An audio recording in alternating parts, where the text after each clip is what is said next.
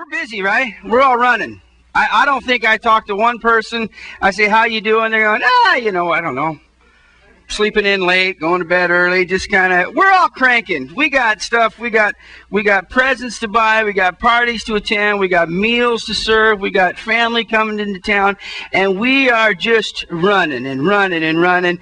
And over the course of the week here, we've been doing a lot of work in preparing for this big outreach, and and the band's coming in, they're dragging, they're going, oh my gosh, this is crazy this time of year. Nina's running around, her helpers are just doing so much, and just doing a tremendous job. But let's face it, we are busy, right? And when we get this pressed and stress starts to happen and we start to get a little bit short with one another and the tension and the anxiety begins to rise, and you're like, oh my gosh, is it really that much for this toy my kid wants? And you're standing in line waiting for the last Wii because it's about ready to go and you're not going to be able to find another one, and you're worried about money and people and all the things that go along with this season. It's hard for us to remember that Jesus is the reason for the season, in spite of the fact we got the bumper sticker on our car. Right? And we forget, and yet somehow we can be critical of our culture and our community that forgets. How many of us are probably a little frustrated and irritated with what's going on in Washington State with the whole nativity scene, and those kinds of things sort of frustrate us, and yet let's be honest, we are just as guilty probably as our community is. Now, let me throw myself into that whole, putting my hand up and saying I'm guilty just like everybody else. To demonstrate that, let me tell you about my week. I have always been struck with the irony that this season is the season that we celebrate the fact that peace and joy has come to humanity through the person and the work and the birth of our Lord Jesus Christ. And yet the season tends to bring so little peace and joy. And to illustrate that, it's Thursday afternoon. I get done with some of my studying. I get my walks and everything, shoveled off. And I'm thinking, I got a little window of opportunity. And I'm still the only loser in my whole block that still doesn't have the Christmas tree lights up. And those of you who have been in my block, in my neighborhood, this is light land. I mean, people actually come into my neighborhood to see all the lights. And so I'm the only house that has no lights on it. Who's that? Oh, that's Pastor Jim, the pastor of Cross Point Church. Clearly, his love for Jesus has diminished. So I'm thinking to myself, I got to get my lights up. Everybody knows what I do for a living. I got to get these lights up. So I got a couple hours. I run down. I get my lights up, and I'm a pretty organized guy. So I get everything. Everything kind of comes out the way it's supposed to. I'm hanging the stuff, but all those little hanging things have kind of gotten brittle. So they're breaking, and it's just taking a long time. I'm like, man, this is really taking a long time, but I persevere, man. So I'm putting them up, and I'm noticing there's a couple of strands that are out. I'm like, oh my gosh, I don't have time for this. And I'm thinking, well, it's not too bad. There's just a couple. We'll hide them. So I'm kind of making it through, and I get it all done, and I kind of get it all hooked up. And by now it's starting to get a little bit dark. And I go, okay, yeah, I'm on. I've got the time set aside. I'm just going to do it all tonight. So I go to Lowe's. I buy a Christmas tree. I am doing the whole thing. I get a Christmas tree. While I'm down there, I'm picking through the little, the shelves with very little stuff on it, because again, I'm the loser that didn't get the stuff I needed when there was actually things there. So now I'm picking out all the stuff that nobody else wanted. But I did find one of those little net things that go over your little bushes in the front, and I got a little tree kind of thing there. I'm going, okay, that'll be cool to throw over this little tree. So I buy one of those, and I'm getting ready. This is the time. I've carved out some time in my life. In a very busy week, I'm going to get her done. So I'm running. So I run back. I get the van. I get the tree loaded up. I get stuff. I come back. It's dark now, but Philip and I haul the tree in. We put the tree down.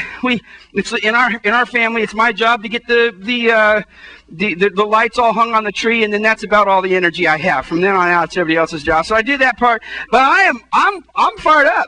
I'm committed. I have tunnel vision. I'm going to get this thing done.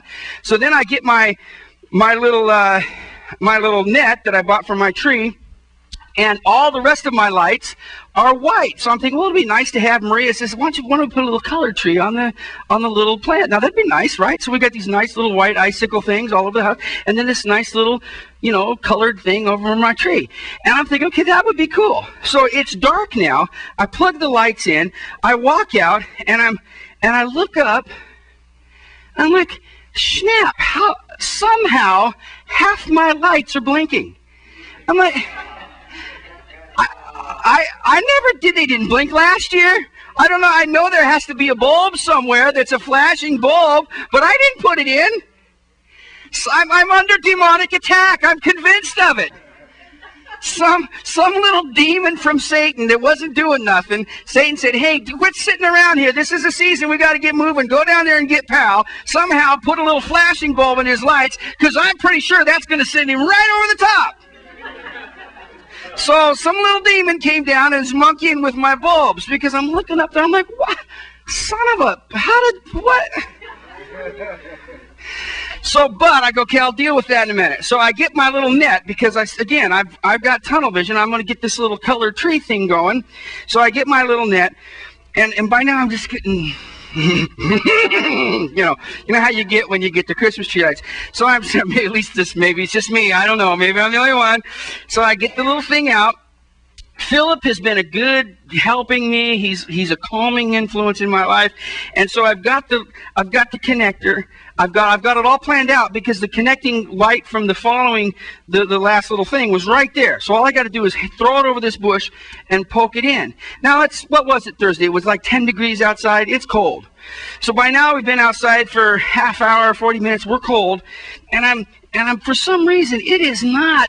It's just a little connector. I just got to plug it in, and I'm just. Oh man, I'm getting mad. My hands are so. I know I still got my flashing lights. I'm just getting irritated, and finally I go, yeah.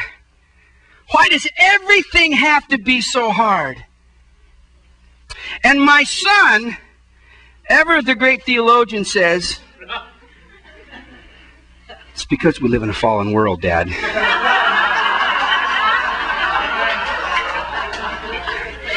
And I say, you're right. Now go get my hammer. Now, despite the inherent flaw of trying to use a hammer to fix Christmas tree lights, I'm not even sure what I was thinking I was going to do with a hammer. Somehow smash it. But God intervened, as he does, and right at that last moment, maybe it was the adrenaline produced by all of the rage, but the light went in, and my little colored Christmas tree lights came on. By then I'm cold, and I'm looking up, and I'm saying, you know what? I'm going to totally live with those flashing lights. So if you want to identify my house in my neighborhood, all you have to do is drive around and see the only house on the block where half of the lights remain on and half of them are flashing.